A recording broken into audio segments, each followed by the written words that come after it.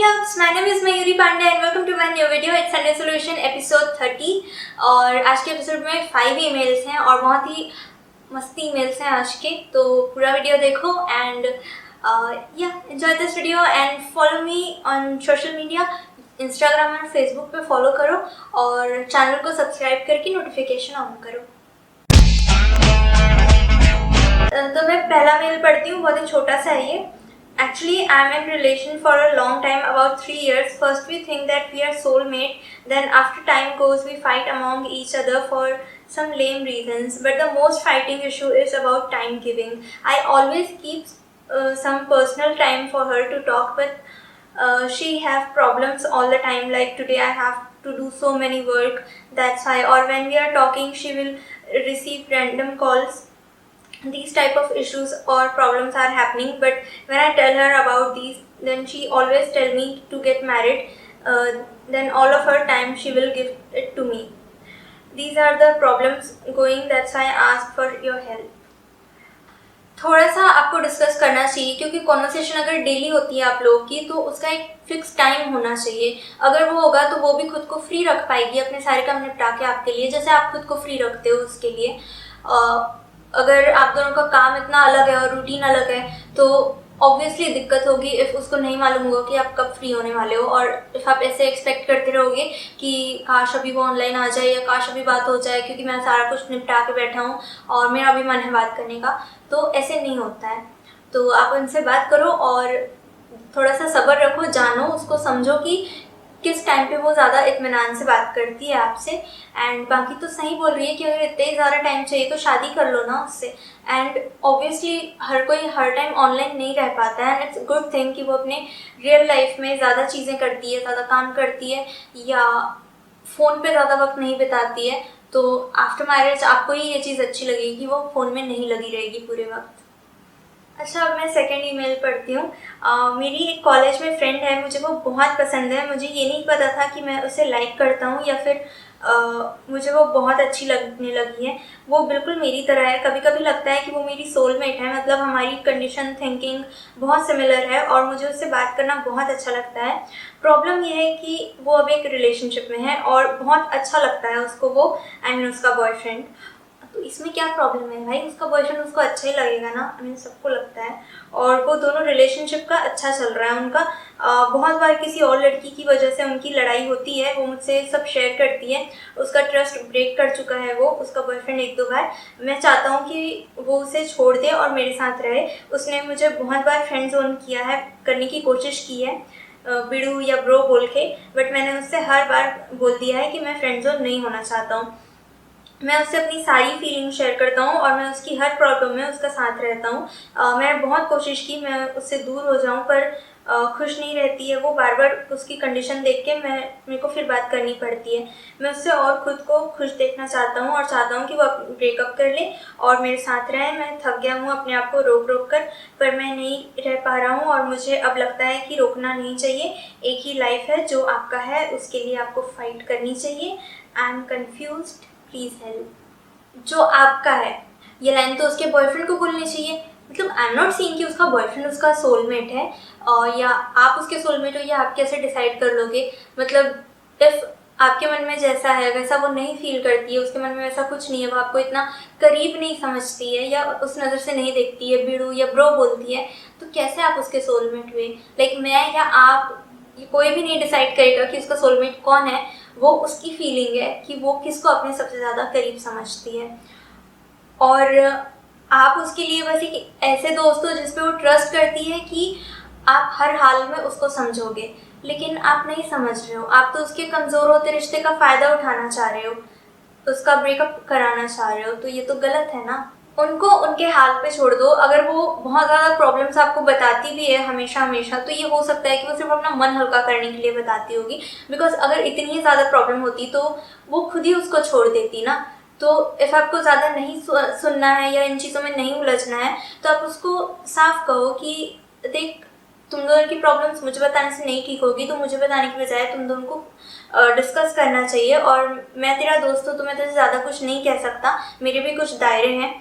तो ऐसे कहोगे और ऐसे फील करोगे ना, तो धीरे धीरे आप डिटैच होने लगोगे उससे और right now you are just loving her love life. जो रिलेशनशिप को एक्सपीरियंस कर रही है उसमें आप उसके बॉयफ्रेंड को रिप्लेस करना चाहते हो, बिकॉज आपको लगता है कि अरे अब उसकी जगह पे ना मुझे होना चाहिए था, फिर मक्खन जैसा रिलेशनशिप चलता।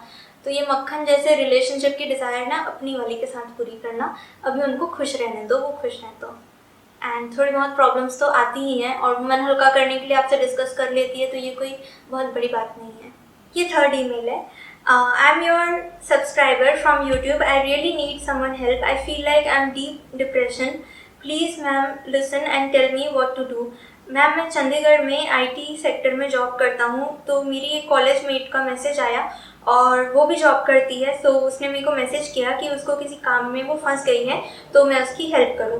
तो मैंने करी उसकी हेल्प। स्टार्टिंग में सब नॉर्मल था, she was like stranger to me, but धीरे धीरे she started talking to me daily, she want some help in work and I help her. Ma'am फिर हमारी प्रोफेशनल बातों से हटकर पर्सनल बातें स्टार्ट हो गई, लाइक रात के 3 बजे तक, एंड घंटों घंटों बाद I was like I got attached to her and she started caring me and ma'am honestly एक बात बताऊँ तो मेरे को उस टाइप की अटेंशन एंड केयर अभी तक कहीं से भी नहीं मिली, ना मेरे पेरेंट्स से ना किसी दोस्त से।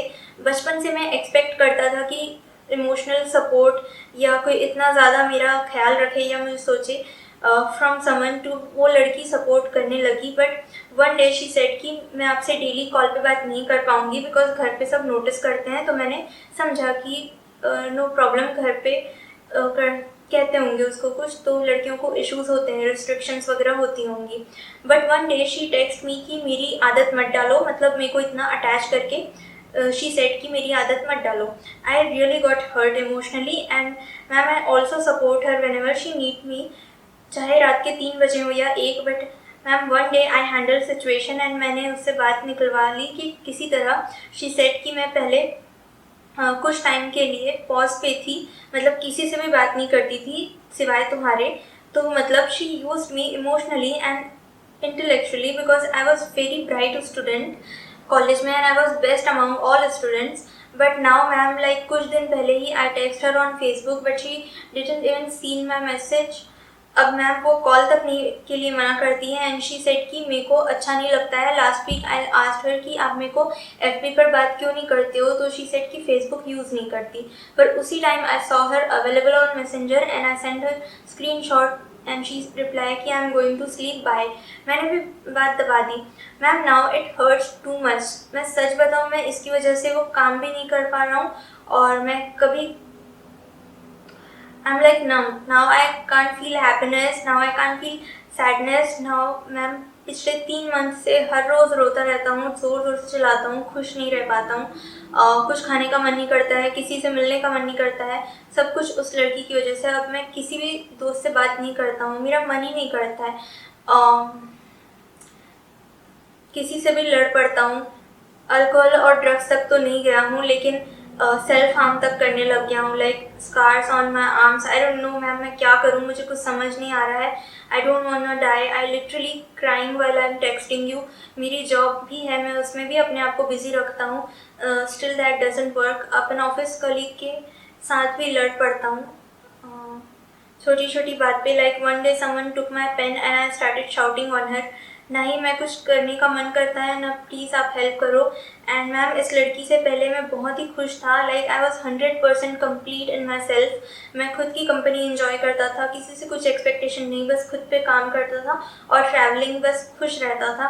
और नाउ आई एम लाइक जिंदा डेड बॉडी, प्लीज़ हेल्प करो। एंड मेरे को अब 3 मंथ तक नींद नहीं आती है, मैं गोलियाँ भी खाने लगा हूँ। Help me. मैं अपने आप को बहुत मुश्किल से पुश करके आपको बताया ये सब। यार आप बहुत बड़े हो, फिर ये 17-19 साल के लोगों जैसे सलूक क्यों कर रहे हो अपने साथ? आई नो बहुत पेनफुल होता है, बहुत हर्टफुल होता है ये चीज़, जब समझ आता है कि जिस इंसान के प्यार को आपने जेन्युइन समझा, उसके केयर को आपने जेन्युइन समझा, वो किसी मतलब से था और वो चला भी गया छोड़ के। ये हैंडल नहीं की जा सकती ऐसी वाली चीज़ है एंड इतना ज़्यादा डिप्रेस होना आपका लाजमी है। बट ये करके आप इस फीलिंग को परमानेंट बना रहे हो। इमोशनल होके सोचने की बजाय बस ये सोचो कि थोड़े टाइम तक वो आपके साथ रह कर चली गई तो 3 महीने बिगाड़ गई।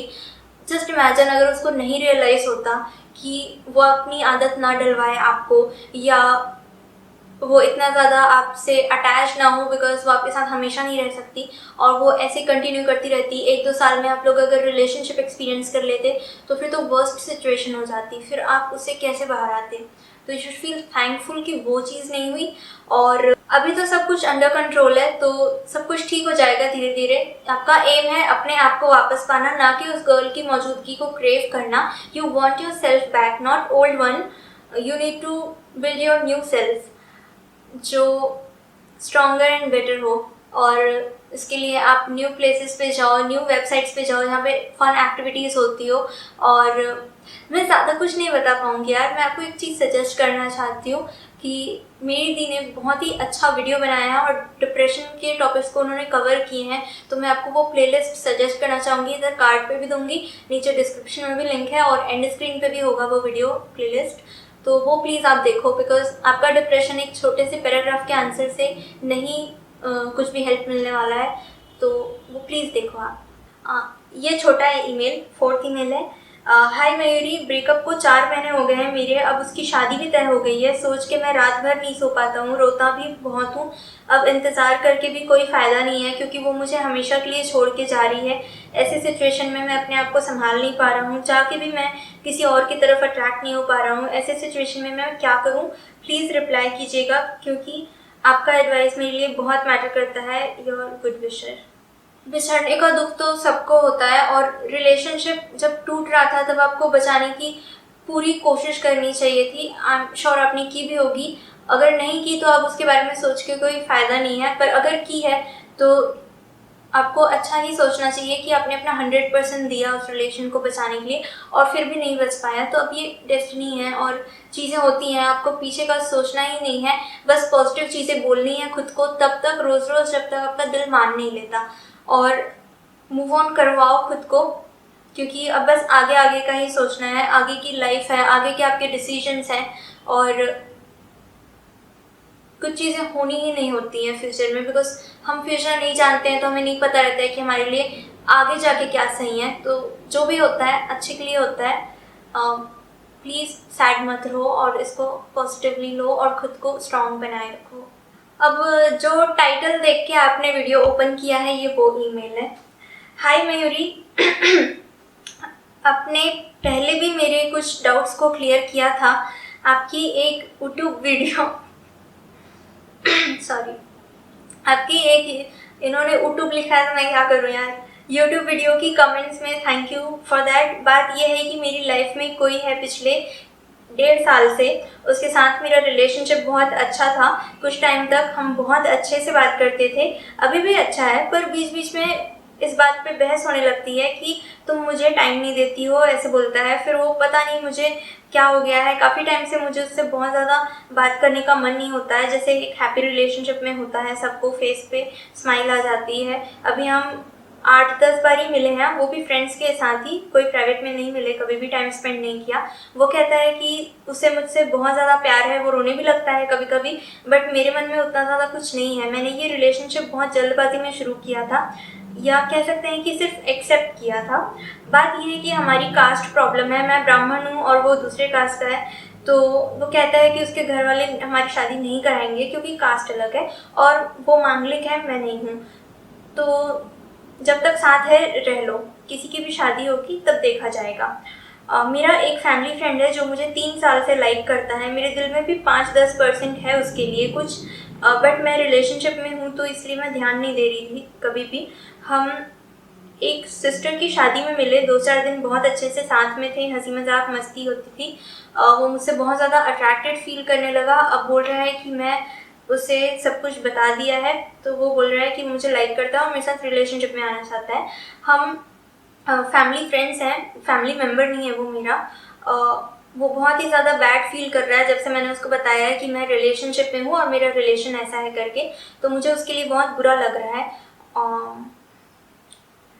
पर मैं जिसके साथ रिलेशनशिप में हूँ उसे धोखा नहीं देना चाहती हूँ, इसलिए मैंने फैमिली फ्रेंड को मुझसे बात करने के लिए मना कर दिया है, बट मुझे अच्छा नहीं लग रहा है, मैं क्या करूँ? लड़कियाँ ऐसी क्यों होती हैं यार? बहुत लोग होते हैं ऐसे। तो इसके लिए मैंने आंसर लिखा है। उसका सिचुएशन ये रहेगा, उसने वो लाइटली लेके रिलेशनशिप में आ गई ना, ऐसा ना तो करते हैं आजकल, है ही वैसी बच्चे लोग का। आपने बहुत ही ज़्यादा लाइटली लिया है रिलेशनशिप में आने को, और आजकल कई लोग की कंडीशन ऐसी होती है, मतलब ये आजकल के बच्चे लोग यार, ऐसी सेम सिचुएशन होती है बहुत लोग की कि आ जाते हैं टेम्परेरी रिलेशनशिप में, लेकिन खुद ही नहीं समझ आता, खुद ही परमानेंटली अटैच हो जाते हैं, जबकि पता है कि क्या होने वाला है, और फिर सेकंड पार्टनर को भी खींच के रखते हैं। आप तो अभी उतनी ज़्यादा अटैच नहीं हो, विच इज़ गुड थिंग, क्योंकि आपको मालूम है कि ये इंसान आपका परमानेंट पार्टनर नहीं है, पर उसको भी मालूम है ये चीज़, लेकिन वो फिर भी अटैच्ड है आपसे, और वो जैसे जैसे टाइम बीतेगा और भी ज़्यादा परेशान होगा फालतू में। तो ये चीज़ आप उस इमोशनल फूल को समझाओ कि मुझे फूल ना बनाओ, यहाँ टीवी शो नहीं चल रहा है कि जब तक कसौटी ज़िंदगी की नहीं शुरू होता तब तक ये रिश्ता क्या कहलाता है देख लेती हूँ, ऐसे नहीं होता है। You need to have a serious conversation and and this relationship, breakup करो आप, क्योंकि ये बहुत ज़्यादा ज़रूरी है। आप चाहे कितने भी अटैच्ड हो, 1 साल, 1.5 साल, 2 साल लगेगा, दोनों के दोनों मूव ऑन कर जाओगे, आप दोनों की लाइफ नहीं बर्बाद होगी, क्योंकि फ्यूचर में डिसीजंस लेना ही पड़ता है और अलग होना ही पड़ता है, वो भी तब जब वो इंसान शुरू से ही क्लियर है कि वो शादी नहीं करेगा आपसे। और आपका जो फैमिली फ्रेंड है उसको बिल्कुल भी हाँ नहीं कहना आप, क्योंकि जब तक आपको जेन्युइनली किसी के लिए भी फीलिंग्स नहीं आया, आप किसी को भी हाँ नहीं कहो, बिकॉज प्रॉब्लम होती है यार बाद में, समझो, किसी की फीलिंग्स के साथ नहीं खेलना चाहिए। Hope you like today's video, और इफ़ यू डिड तो इसको लाइक करो, शेयर कर दो, और यहाँ पे संडे सॉल्यूशन सीरीज़ की प्लेलिस्ट होगी उसको देख लो, और खुशबू के वीडियो की भी प्लेलिस्ट होगी उसको भी देख लो। बस, लव यू ऑल।